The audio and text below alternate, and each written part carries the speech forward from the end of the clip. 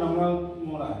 देखिए, मुकेश सहनी मल्लाह के नेता बनते हैं और सबसे बड़े अगर मल्लाह के कोई दुश्मन है बिहार में वो मुकेश सहनी। मुकेश सहनी को जब जब मौका मिला, जब वो एनडीए में रहे तब उन्होंने कई मल्लाहों को टिकट दिया। आज वो महागठबंधन में है तो कई मल्लाहों को टिकट दिया। वो मल्लाह जाति में रह के मल्लाह जाति के सबसे बड़े घातक हैं। और वो कह रहे 10 सालों में क्या किया, तो 10 सालों में हमने ओबीसी को संवैधानिक दर्जा दिलाने का काम किया, 27% आरक्षण देने का काम किया। 10 साल में हम लोगों ने ईबीसी को आरक्षण देने का काम किया। इन 10 सालों में आज देश 74 से 149 एयरपोर्ट पे चला गया। आज 13 करोड़ सिलेंडर से 31 करोड़ सिलेंडर हो गए।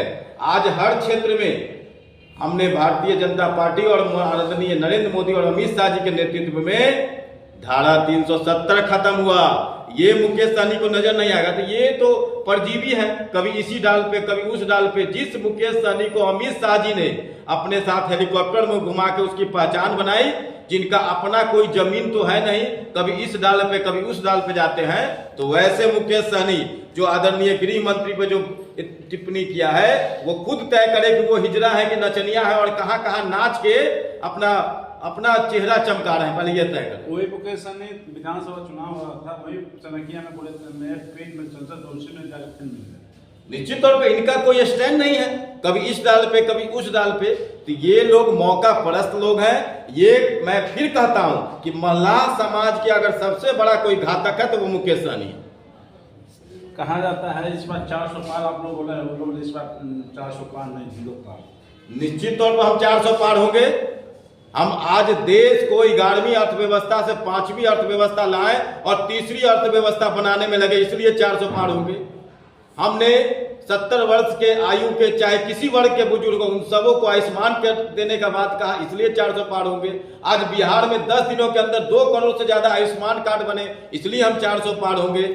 आज इस देश में पहले 7 किलोमीटर प्रतिदिन रोड बनता था, आज 35 किलोमीटर प्रतिदिन रोड बन रहा है, इसलिए 400 पार होंगे।